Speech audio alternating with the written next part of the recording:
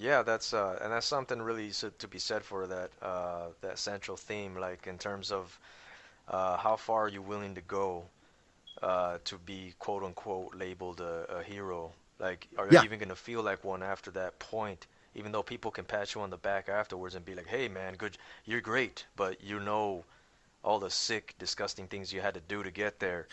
It's yeah, you're not you don't feel like that at all anymore. So you're pretty much just like yeah. you feel like telling the person, "Well, if only you knew what I had to do to get," you know what I mean? It's just, and I think a lot of people, like you said, a lot of people in history, even to this day, I mean, history is always written by the victors. So it's there's people that we may consider terrible right now, but 100 years from now, maybe they may have looked in a totally different way. Yeah, And it absolutely. just it's always it's a this very big gray area where it's you can, if you need to stop someone bad, but you have to do more bad than they do just to stop them, are you any Yes. better than they are at that point, or are you just continuing it's a really it's a really tragic thing sometimes that happens, some people, And you know what were you saying? oh no, in fact, I've never talked about this really, but I'll go ahead and throw it out there.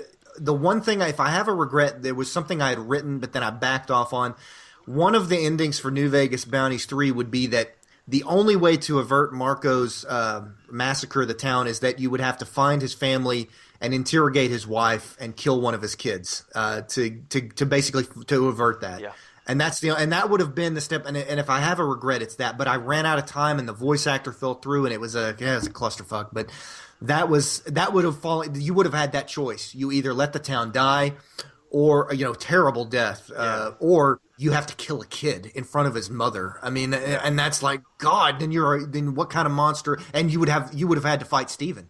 That's the thing is by when that ending, Steven would have turned on you for killing a kid, Yeah. rightfully so, and he would have said, we're, and then the graveyard scene would have been you and Steven. And I regret that I didn't get to write that. I think that would have been interesting for evil characters, or even characters that turn evil at that point. That would have been a major, yeah, you talk about karma reversal. That would have been Yeah. like, yeah, Highway to Hell. I think there's a perk for that. That would have been Absolutely. Highway to Hell right there. But yeah, I mean, and I always have tons of branching shit in design documents, but it doesn't always make it in the finished product because of time and other factors. And yeah, I'm always going to have regrets on that end. Are we talking possible patching in the future?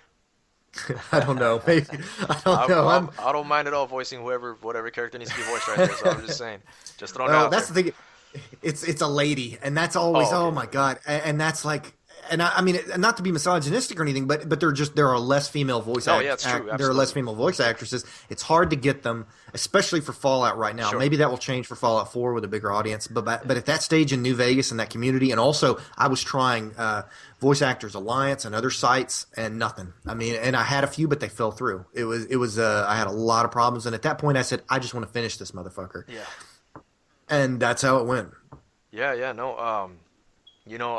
Touching on the theme of the gray area, it reminds me of one of my favorite Western movies called Hombre by with Paul Newman, and it does that. It kind of plays off that role. At the time, I felt like that movie was a little bit ahead of its time when it came out originally. It kind of touches on that theme of like how was it in most spaghetti westerns?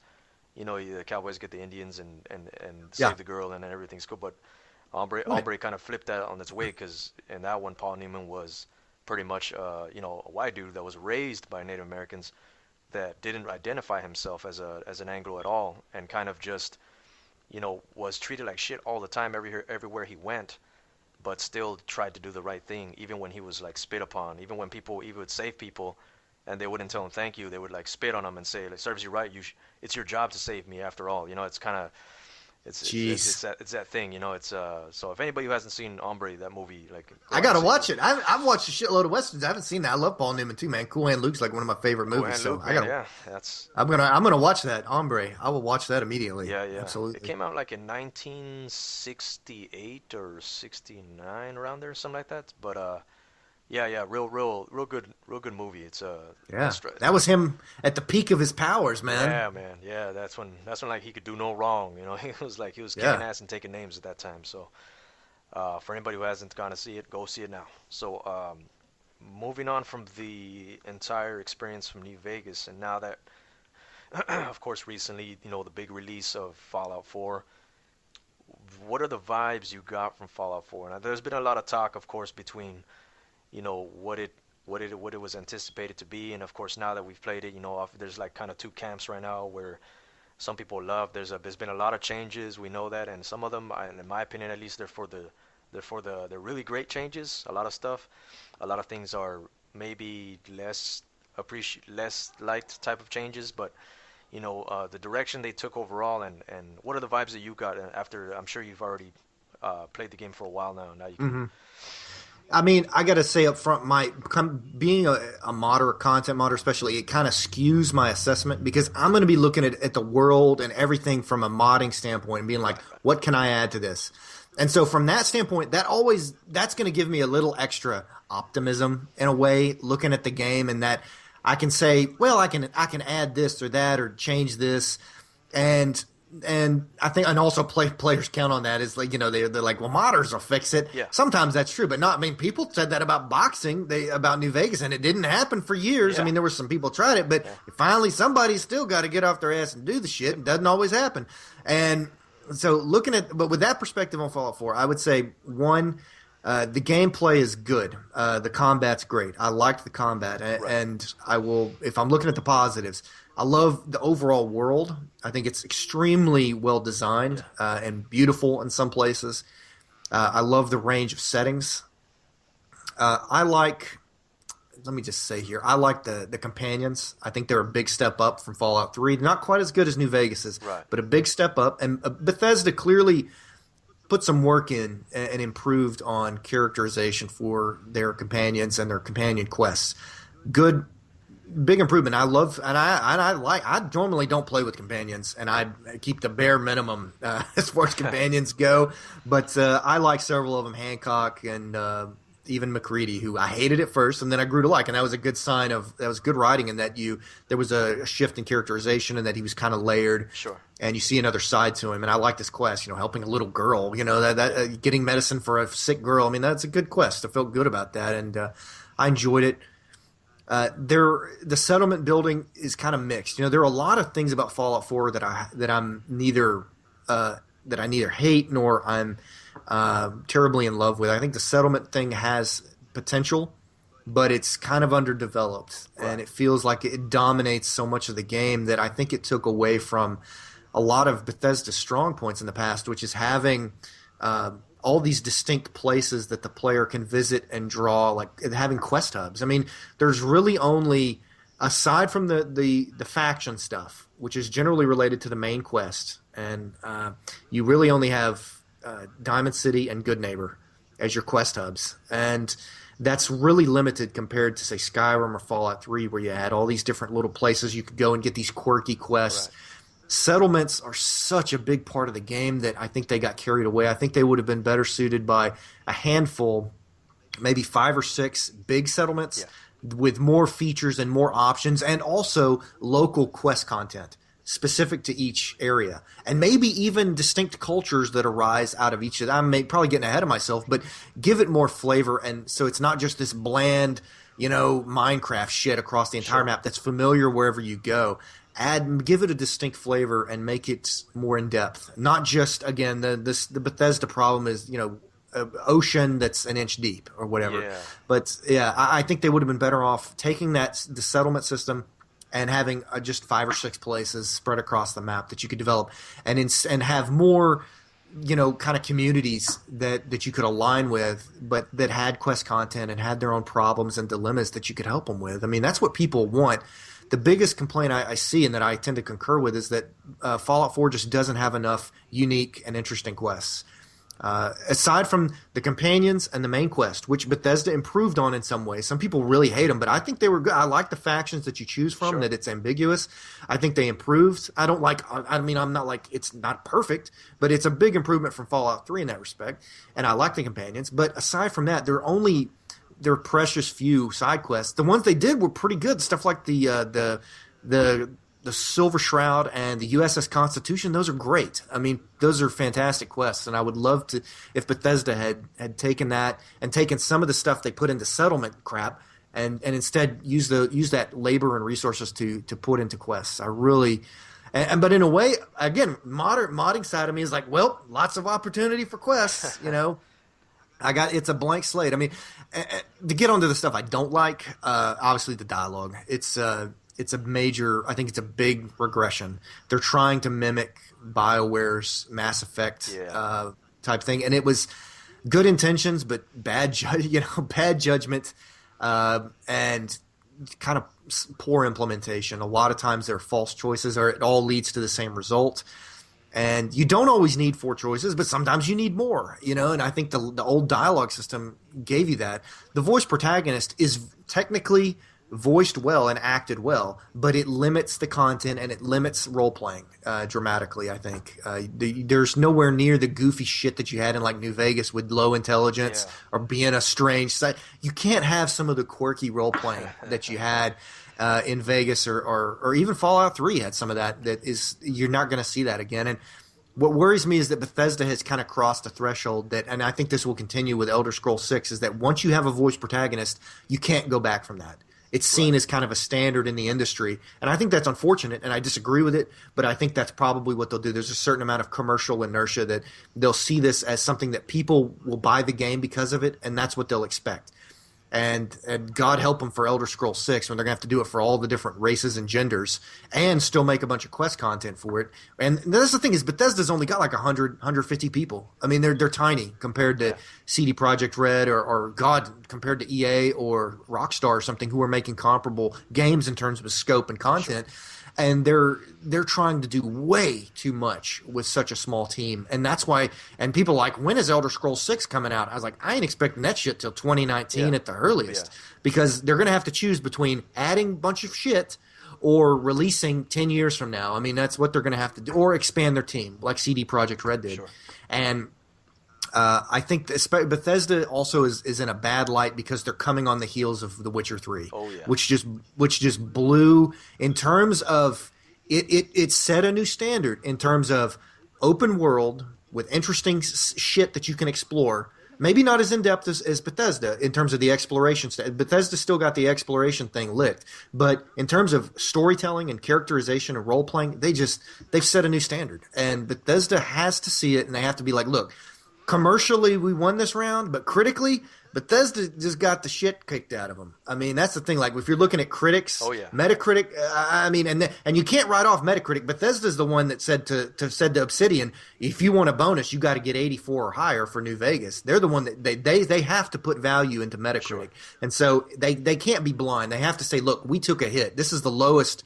From Bethesda Game Studios, they haven't. I do believe this is the lowest since like Morrowind or Daggerfall or something. I mean, this has got to be a punch in the gut in some respects, and so I'm hoping they look at it and take a critical look at their development process. Also, take a look at their writing team and say maybe we need to expand a little bit and bring in talent. I mean, I don't expect fireworks from the main quest, but I think if you go back to Morrowind and stuff, Bethesda has the potential, and there are glimmers of writing talent with some of their side quests in all their games. And if they just foster that and all the side content, and you complement the great world design and exploration, I think Bethesda can still come back and do great things. But they've got to realize they don't have a monopoly on this little niche anymore. Yeah. CD Projekt Red is headhunting for them. I mean, and it's pretty clear, and they want it, and they're breaking their ass. And to their credit, and I guarantee you, man, I think that. Cyberpunk 2077 is Oh, going to man. be Oh, my potentially a goodness. hell of a game, man. Yeah. And Bethesda, but I think this is beneficial to us as gamers. I mean, if Bethesda recognizes the competition and responds accordingly, then it's competition between these two companies, and we benefit from it. Especially if they're kind of feeding off each other's design decisions. Yeah. And I really hope Bethesda does that. Bethesda's big trump card, though, is that they're modder friendly. CD Projekt Red still hasn't released good modding tools for right. The Witcher 3. Yeah. And that's why I'm still going to be playing Fallout 4 years from now. Yeah, exactly. Is because it'll be modded to the gills, and I'll be modding it. If I could mod The Witcher 3, even with a voice protagonist, I'd probably try it. I'd at least try. because I love the game and the setting. It's incredible fucking game. But as far as the voice protagonist for Fallout 4, it's I mean, do you want me to go ahead and go into that? By the way, let me just make one thing clear. Neither me Yeah, or you or neither of us are getting paid for by CD Projekt Red to say these things. We're not. yeah. We Oh just hell we no, just we no. just both love the game so much. And by the way, I've been playing Witcher since Witcher Part One, and it's fucking that whole the whole franchise. I still have yet to get the books, but the whole franchise as a whole is incredible, incredible, and Yeah. just what they've done as a team and to respect the books and just it's incredible. It's amazing, and especially for if you see all the love that they show to the books, like even people that read the books, they've most of the time when it goes from book to movie or from book to game, things get lost in translation, but Yes. they've pulled off almost the impossible. They've done something that's super super beloved to the books. So yeah, it's but yeah, continue. I mean, it's a game changer. I mean, everybody in the industry has to be, at least in the RPG side of things, has to be looking at it and saying, what can we do to be like CD Projekt Red, or at least what can we learn from them? And I'm hoping Bethesda it does that. And they're not stupid. I mean, for Fallout 4, it was clear they wanted to. Their big thing was changing gunplay and gameplay and Yes. customization, and they nailed it. I mean, Yeah. I like it. I mean, it could use some more depth on the tinkering and shit. They could use some more options. But I think that they did some really positive things, and that's why again I'm not on an extreme end of the spectrum as far as Fallout 4, and partly because I kind of expected some of the things to be. I Right. kind of, and in some ways, I was pleasantly All right. surprised. But I really think that if they're going to take something away from Witcher 3, it's that we don't have a hold on this little niche, and that's partly why I think Bethesda, where they are now, in some of the negatives as far as the writing side, is that from Morrowind on, they steadily shed some of their writing talent, and it got Yeah. limited to Emil and a handful of other guys. And so there's clearly some talent there, but it's just writing is so de-emphasized with Bethesda. You can tell it's like world design, Yeah. level design, and that shit. And writing is not prioritized enough. Now they did do it for the main quest, but you could tell with the side content, which is usually some of the best shit for Yeah. Bethesda, going back to Morrowind and onward. Sure. I mean, you think about the quests people enjoy the most. Nobody says the fucking main quests for any of their games. Yeah. They say shit like the clue hunt in Oblivion, or they talk about the Dark Brotherhood in Sure. Yeah. Skyrim, or they talk about other shit. You have those side quests in mind The that you suicidal love. falling wizard in Morrowind. Yeah, yeah, I forgot about that. Yeah. Yeah, I mean, everybody's got those side quests that's the stuff, and it enriches the air, different places and characters, and it lets you role play and have these fun experiences. I mean, that's the shit that I think Bethesda's kind of got to get back to their roots. They're Morrowind. I mean, people glamorize Morrowind, but there's still a lot of things Bethesda has moved away from that. If they kept some of the positive adjustments while trying to look back and see like what can we learn from not just CD Projekt Red but also ourselves. Look, what did we do differently for Morrowind that Yeah. people are still modding and obsessing over that game now? It's because it had that rich content and writing, and the world was so interesting, and I think they can take a lot of that, and I hope they do. If any, and that's half the reason I'm so excited about CD Projekt Red, is that I'm hoping it pushes Bethesda to do better. Yeah, I think I agree on that one too. I think what CD Projekt, but truth be told, man, when the whole entire concept of after hot off the heels of Witcher 2, when Witcher 2 came out, I mean, Witcher 2 already blew me away. That's the thing of CD Projekt, is that they constantly blew me away every time a new title was released. So Yeah, for one was like, to me, part one is like a flawed gem. Part one had a lot of flaws, but you could see that they had a lot of heart and passion into what they did right there. So of course, yeah, they couldn't afford, the voice actors, and they had, it was translation problems, stuff like that, and it came from a different engine, the Neverwinter Nights engine, but what they had as a framework, like they showed a ton of heart. And then yeah. part two comes along. Part two blew me away, like, because they elevated everything. And then after two came along, I thought, how are they gonna surpass this one though? It was so well covered with part two that when part three came along and they announced it was gonna be open world, I almost took a step back and thought, whoa, maybe this might be a bad idea, because I thought, I don't know if they're ready to do open world. You know what I mean? I thought, why don't they just stick to setting up a linear world, but just doing open-ended consequences? But Yeah.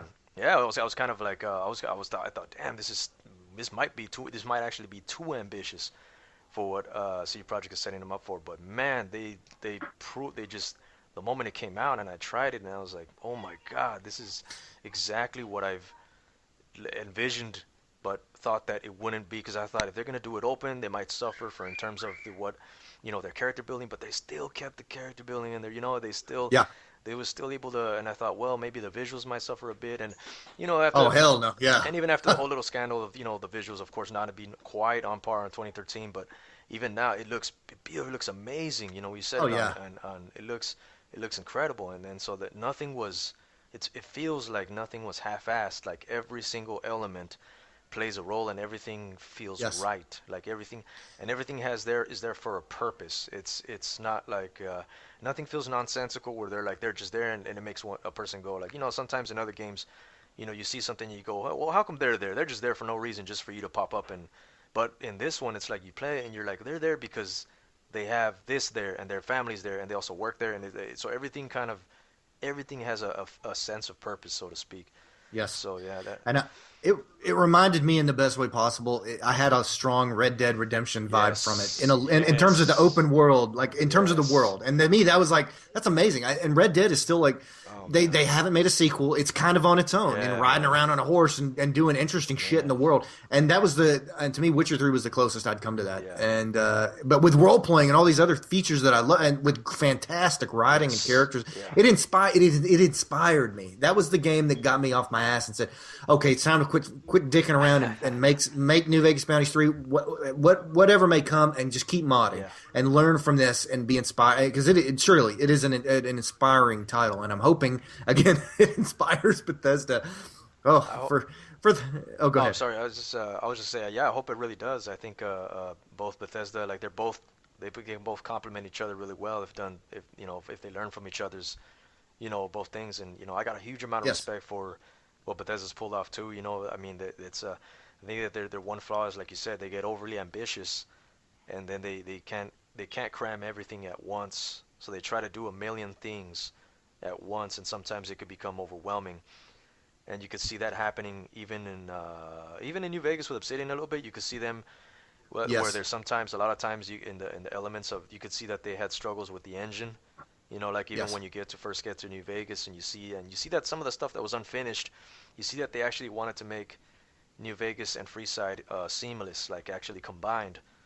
But that's their original vision, so to yeah, speak. But then they had to cut it up and then kind of cut a lot of content from there, and then they wanted to, and then you compare it to something like the way CD Projekt set up their engine, and then the beauty of how they set up Novigrad and how well connected it is. Man, it just no loading no screens. Yeah, loading it's screens, nuts. man. You get spoiled with that shit, Yeah, man. yeah, yeah, and the Red Dead vibe is spot on, because there's a moment in both Witcher and Red Dead that kind of like both clicked with me, and it's in Red Dead, it's when you first get to Mexico, and Yes. the song by Jose Gonzalez plays, and it plays, and I was like, oh my God, man! It was one of those Yeah. moments when I just cruised it in the horse, didn't sprint or nothing, just took my time and Yes. just bumped that jam like max volume, and I'm like, man, this is it. I don't know, this is what it's all about. And then that same moment, kind of that vibe hit me when you're halfway through The Witcher 3, and then you get to the part where you get to Skellige, and then that Skellige song plays, and you're like, oh my lord, man. I don't know if maybe CD Projekt even did that purposefully, where they're like, they loved Red Dead a lot too, like, 'cause they get that same vibe where the track first plays after after you're spending so many hours in Valen, and then you get to Skellige, and it's just like, Yeah. man, I was just like, yep. I just You realize how big this thing is. It was like, Yeah, holy yeah. I shit. was at that point. I was pretty much like Hank Hill and Dale, with a little beer in my hand, just going. I'll tell you what, Bobby. Yep. I was just sipping a beer and just saying, "Yep, that's it." And so, but yeah, touching on that subject and touching on games that inspired you outside of, Fallout and things like that. Any future titles or titles that maybe are lesser known, or maybe kind of really caught your eye at the end of 2015, or maybe in the future for this year? Honestly, I haven't played that many. I played Fallout 4. I was really busy over the summer and the fall, and that's the thing. When you start modding, you stop playing a lot, and that's my. I played Witcher 3 back in the spring, played the DLC, but that was really my big purchase. That and Fallout 4 were my big purchases of the year. I haven't really turned. I played some old games, replayed XCOM and some other stuff that I play XCOM, the original. I play the original XCOM Yeah, every year. That's like one of my old favorites. I school man. replay Hell that yeah. one. And I'm looking forward to XCOM too, which hopefully I like the studio. They're mod. Like, granted, I'm not really my thing in terms of modding because it's not really that kind of game for quest Right. content. But I would still love to play it with certain types of flavor mods and gameplay mods. I'm sure it'll be great. And that's a great thing for XCOM is they have a ton of great mods if you do play that the recent Sure. XCOM. But no, I'm looking forward. I'm kind of sitting on the fence. I'll probably wait for it to go on super cheap sale. The old the Rome Total War 2 or Rome 2 Total War, whatever the fuck they call it now. Yeah. But because I mean, Rome Total War is one of my favorite games, and I'd like to play the sequel. It was kind of flawed from what I understand. And the DLC, the Attila DLC, is supposed to be good, but again, I'm a cheap bastard, man. I'm gonna wait for the shit to go on sale on Steam, then I'll snatch it up and play it one weekend. But other than that, I mean, I'm looking forward to Bannerlord, the Mountain Blade sequel next year. Which again, Tail Worlds is you talk about another company that's coming up. I think potentially it's a different. You talk about niches. It's a little more sandbox, but kind of similar to the open world approach. I mean, it's probably closer to like Daggerfall Sure. in that it's procedurally generated content in this huge world. But I love the combat, getting on a horse, Yeah. and you see my goofy ass YouTube videos. I mean, it's just riding around and killing people with a fucking hammer. I mean, that's fun. It's fun as hell. Right.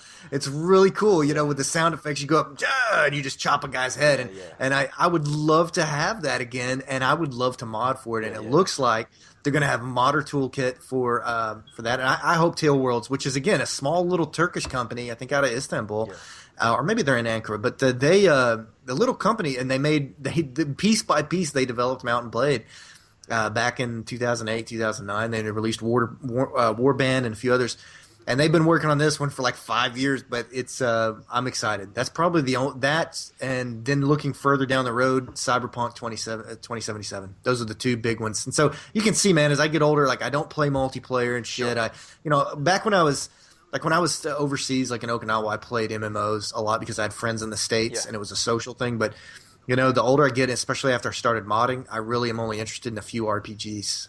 And that's it. I mean, that's kind of a boring thing, in terms of conversation, but that's how it gets. After a while, your tastes narrow to an extent. Now, I read reviews and try to watch videos on other titles. I may not spend the money on it, but if something is like, if there's a new technique or something, I will try to watch and learn from it. Yeah. And that's kind of my take on different games and how to handle that. But yeah, I can always learn, man, and that's what I'm trying to do. Now, if there's one thing you could tell Bethesda right now in terms of what direction you want them to take it, if you could talk to them directly, what would you want to say? Hire more writers. That's exactly what I would say. Hire more writers. You have the capital. I know ZeniMax is probably sucking some of the money away and putting it in other I know they've lost money in other studios, but Bethesda Game Studios, hire more writers. That's exactly what I would say. Hire people and bring in talent. If nothing else, complement your quest content with more quest content or enrich it so that players have that. And that's a good thing about having a lot of different writers is that you'll get a lot of different styles. And they used to have that with Morrowind, with Michael Kirkbride and Nelson and all these guys Sure. that would have very different. I mean, Michael Kirkbride writes some trippy, like Ellis, like you'd have to be on acid to come up with some of that Hunter shit. S. Thompson But then, yeah. Yeah, I mean, but then Nelson is more grounded fantasy, but they mixed and Yeah. they created a really interesting and unique kind of synthesis. And I hope that Bethesda can just realize that side quests and general world content should be prioritized above procedurally generated content. Radiant quests were an okay addition in Skyrim because in Skyrim the model was you would pick up some bounties in a town that worked really well for Radiant quests, or you go through the quest line, like say the Dark Brotherhood, and then you get Radiant quests so that you have content at the end. And that's the way I do it in New Vegas Bounties too. What you don't do is rely on Radiant Bounties as a substitute for substantive quest content, and that's why people hate Preston Garvey now. That and the fact that A, he's not voiced very Yeah. well. B, he thrusts the that Radiant bullshit on you every time you're around him, and people hate him as a result. And that's what people are pushing back against, and that's what I think. That's if there's again the disappointment, the air of disappointment surrounding Fallout 4. It's from that. It's that people expected more content, and they hate the Radiant stuff. And I'm open minded. Look, I can say the Radiant system has potential, but it's as far as procedurally generated content. But you can't just keep it the same shit every game. You've Yeah, got to iterate and expand and add complexity to it.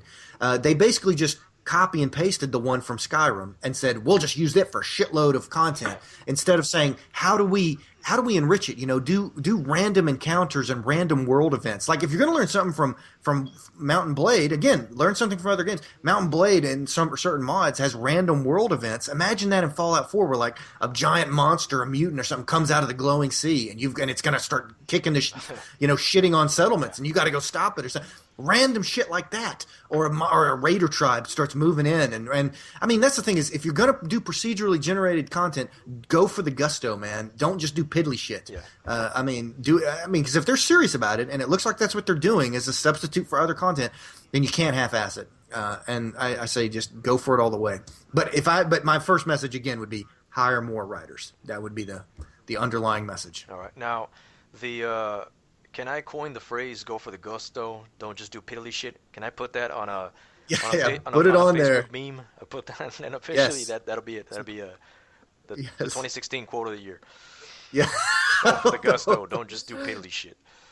Well, it's true though, and that's the thing, and that's what people are frustrated with Bethesda. Is like they were close. It's like the untapped potential. It's like there was so much Yeah, potential, and it's just like, oh god, if they had a few more people, a few more developers on board they could flesh out certain things. They were almost there, And I'm hoping they learn from this. And when it comes to Elder Scrolls 6, they say, okay, we rein in the settlements and the Radiant bullshit. We rein that in. We still keep it, but we do it in a smarter and more controlled way, and we make the world interesting again. yeah, Give people the towns and the characters and shit all through the world that they look to, that they're looking for, and they want to explore. They don't just want to run across another raider settlement or super mutant camp. I mean, interesting shit. That's what people are looking for with conflict and drama. I mean, sure. and Witcher 3. I mean, I hate to keep going back to it, but they pretty much blew it out of the water. I mean, you can't, and it's seriously, it's a major inspiration for me It is, man. It is. in It really writing, is. and I'm so thankful that we have CD Projekt Red. Yeah, I sound man. like some messiah or something, but seriously, it's a great thing for the industry to when you see the bar raised like that noticeably. I think it's wonderful, and so I'm very thankful for them. Yeah, yeah. I remember when they did a funny little jab at Assassin's Creed in Witcher 2 at the very beginning when you're running around in the tutorial part and you're in the little castle part. There's like a little haystack and there's a dead body with a white Templar coat. He's just laying there and he I just forgot. yeah, he just kind of walk up to him and Geralt just kind of goes like, ah, I guess they never learn, but it's always cool that I think they live up to their motto when they say that they're gamers first. Yes. They're not these corporate. They're not they try their best to keep the punk spirit, the rebel spirit a little bit. So they're gonna do something, but they do it on their terms, and it's not gonna be something where, oh, we gotta add the obligatory this, and we gotta have this, and we gotta have, I mean, they don't let the sleazy publisher come out and just be like, oh, we gotta have this, or where's this part, or don't make it too hard, make sure it's easy, and don't, you know what I mean? It's really cool what they pulled off in terms of sticking to their making a big AAA product, but keeping the spirit of not falling for the trope of doing everything the way everybody else has to do it, not following the Yeah. checklist, so to speak. And so Right. that type of thing, and that type of thing was something that happened to some of my favorite franchises. Like even it happened to BioWare to a certain extent too. Oh God. I love BioWare, man. BioWare used to be, they were Baldur's Gate, man. That was one of the greatest, back in the day, and they had so much of their own personal flavor, and I mean they took part into, originally they were part of, the Black Isle group, all together, Yeah. but you see what happened eventually with Mass Effect. I still love Mass Effect, but it happened to a certain extent, little by little. You could see things that they were like checking off a checklist and going like, Yes. oh man, there's no need to have that there, but they just forced it in, and What happened? Yeah, it's accessibility kind of trumps creativity yeah, in a way, and that's what happens. Is it's bigger audience, commercial viability Trump's notions of risk taking, and that's what. And CD Projekt Red is free from that. And now, knowing my luck, it's like, well, in today's gaming news, EA buys Yeah, out yeah. CD That's my Projekt fear. Red. That's my fear, man. Every time, Talk about a every time I nightmare. go there, because I know, you can bet, you can guarantee that right now, like EA is throwing like a ton of money their way, Oh, going like, dude, hey, you know, it's like they're promising them hookers and cocaine yes, for life, and they're everything. and Yeah, they're and they're whatever like, it we're in takes. Poland, we already have hookers cocaine for free, but Yeah. but you know, I mean, it's. I'm sure they're offering, but they're like, hey, but these are the Las Vegas hookers. Hey, you know what I mean? You know, it's they're Whatever it hey, whatever takes. they hey, But no, but I think CD Projekt Red is going to stick to their gun. I mean, because they're making money. I yeah, they mean, and are. they've got a huge Yes, audience and three now. and I three was a mean, huge success. So it's yeah, the money's yeah, rolling in. yeah, and that's the thing is Bethesda. I hope they say, and ZeniMax too. Says, all right, we don't have to sacrifice. We don't have to just go down this slippery slope of streamlining everything to the gills. But again, the voice protagonist is a pain, and from a modding standpoint, that was the one that just made me cringe the most. But I was kind of anticipating it after some of the early leaks, and then of course with the trailer, Yeah. then it was basically, sure deal. Yeah. Now, the what about the aspect of there's another sizable. I think two things really stand out, and it's the that changed, and that was the voice acting, with the dialogue wheel, and also the way there's no more skill system, and now there's only perks. Now, Yeah. when you being a mod maker, do you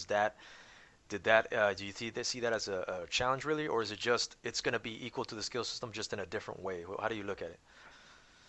Honestly, from my side of things, having modded Skyrim, I can work around the ladder as far as having no skills and just that kind of goofy perk system. That's fine. I can work with it and still kind of scale Right. difficulty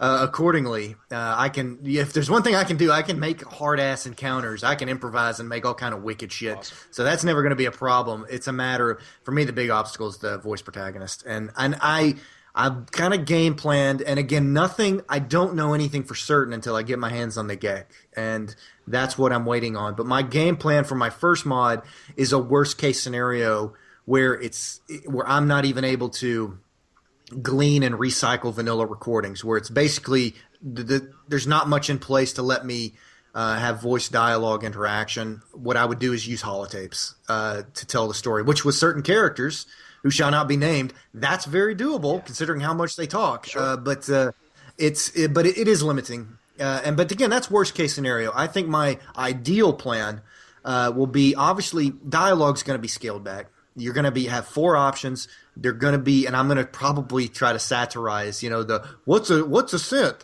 What's a synth? Every other fucking dialogue. Where's my boy? What's a baby? Yeah. That kind of get these dumb fucking. I mean, it was Yeah. like the low intelligence option was It right there, was, but man. Yeah. it was painful. But you're going to have limited options. But in terms of if there's 13,000 lines that are recorded for the protagonist, and yes, you'll have to do both genders. But I painted tons of laborious shit for mods. The old voice lip sync system was incredibly laborious, such a pain in the ass. Where you had to do the Oblivion and Gek, the Gek CK and the Gek and the Oblivion CK simultaneously, and you had to generate the lip file in the Gek and the Oblivion thing. It was a pain in the ass, but I've done shit like that.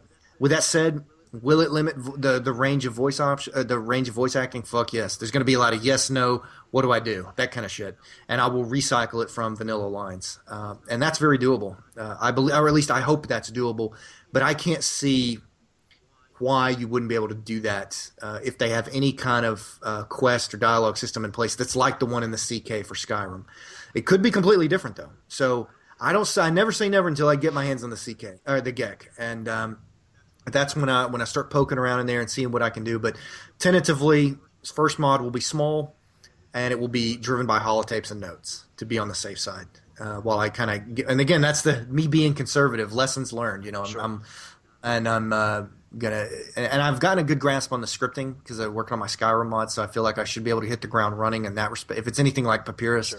I should be fine. But I'm going to be very conservative with voice acting initially, and if it works, and there's a pretty solid, and after a few months, you'll have some tutorials, and you'll have people. There'll be trial and error, and then I'll have a kind of a working system in terms of a template for how to do it, and then I can proceed with more in-depth voice acting because I've got plans for Dude, seriously, after Fallout 4 came out, I played it, played a shit ton of it, and then I sat down and just started writing design documents. I've got like 6 design documents Oh written wow. for the game. And so, yeah, the ideas are there. It's a matter of what I can do and how much time I'll have. Now, the from what you're saying right now is the CK is going to be. It seems like it's going to be pretty similar to the Skyrim creation kit, or is that is going to be a whole new ball game? I'm guessing. I mean, the engine's the same. It's not, it's the same kind of rehashed Gamebryo, and it's. I think it's still going to use the external Papyrus scripting, and if that's any indicator, then it'll be pretty close. And I do like the CK. I hated it at first because it was obviously a change, but it's more stable in some respects. It's a pain in the ass because you have to go through in terms of the scripting and coding. It's more tedious, but the end product is more stable, Okay. and it gives you have more options. Like in making scenes, it's so much better than the Gek, than the old New Vegas Gek, which you had to sit there and shit would just break and break. I mean, dude, there's so many hidden redundant measures like timers and shit behind the Yeah. scenes because mods Oh conflict man. and shit breaks. And like I have all kind of shit that I've had to rewrite or basically layer on extra scripting because shit just breaks. It doesn't do what it's supposed to. And you can test it 1,000 times and it works. And then people get it in their load order and they have other mods in the mix and shit's gonna break then. And you can't account for that. And so you just have to have redundant measures as a backup. And sometimes like with the fucking God, like there was this really just there are bugs that's to this day like that are just perplexing, like the one with the Nevada skies where it'll cause certain rooms or certain cells to become this weird like black hole singularity thing where it sucks everything into like the size of a That's a pin. feature, man. It's It's a feature. yeah, feature not, but yeah, that's an old world blues feature. Yeah, Yeah, that's definitely true, man. Unfortunately, sometimes people can get carried away with with their request for stability, even though it's they have like 150,000 mods running at the same time, and they're kind of going like, hey, how come this happens? It's your fault of your mod, but they have like 3,000 mods running at the same time with, one creates a whole different, there's so many mod conflicts that could happen, and my respect goes out to all the mod makers, man, because I know they have to hear that a lot, like from people, sometimes we can just they can't guess every single, because there's a million different scenarios that could happen. So yeah, it's my heart goes out to all the mod makers right there on that one. well, I mean, I tried to do that at first, but let me tell you, after a year or so, I mean, I just got to the point where I said I can't fix it. Like I test very Yeah, vigorously. I'm very rigorous in the testing that I do, and I will do like if it's a very popular mod that's conflicting. Obviously, you got to work with it, but sure. some of the shit, I'm just like, no, I can't fix your load. That's your How load come it order. doesn't work with You my got to, anime midgets yeah. mod volume 3? Oh Yeah. shit. Oh yeah, yeah. The Jagoff 5000s Yeah, immersive, yeah, the immersive nipple overhaul sure. or whatever. Yeah, I get all that kind of shit, and you just can't. You do your best, but and that's like with Skyrim. My little freak show mods they conflict with something. I'm like, I just don't give a shit, Yeah, because I'm throwing stuff in yeah, there like it's an established right. community, and people are like, oh, that conflicts with this. I'm like, play the other mod, don't play this Yeah. shit. The Roderick Redbeard It's or whatever the fuck.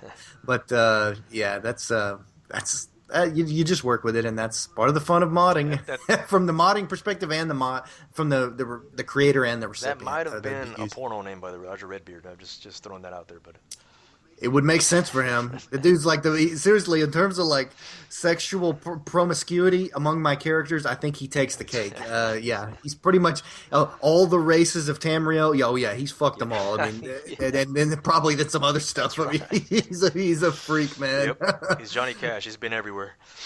Oh god, yeah, been in Yeah, he's been everywhere. That's what he's everywhere. that's what he's been, That's man. right. He's a freak. Oh man, yeah. But yeah, I guess that ultimately we got our the main questions answered, and that pretty much concludes the overall interview. Is there any any title you want to shout out? Any other mod you want to shout out? Anything you want to shout out in particular? Before we conclude the mod, before we conclude the I interview. mean, I'm working on a little Skyrim mod. It's Blood of the Nord. It's a